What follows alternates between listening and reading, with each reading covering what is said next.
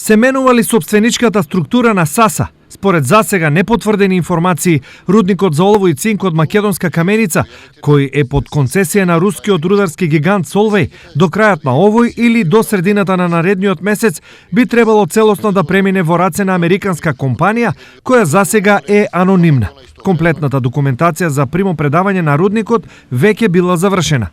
Од раководството на рудникот САСА се воздржани за коментар по однос на ова прашање, со образложение дека промената на сопственичката структура е во надлежност на сопственикот, а не на раководството на рудникот. За да се направат статусни промени треба да има одлука на влада. Ние до ден денес немаме никаква званична одлука. Работата во рудникот се одвива нормално, без никаков застој.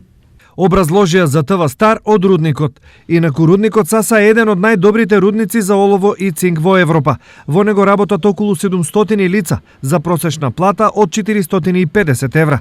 Годишно рудникот остварува производство на 770.000 тони сурова руда. Со овие, но и други организацијски приоди, рудникот САСА стигна до 75 милиони евра приход. Профитната маржа е 46,16%, а профитот по вработен е 50.343 евра.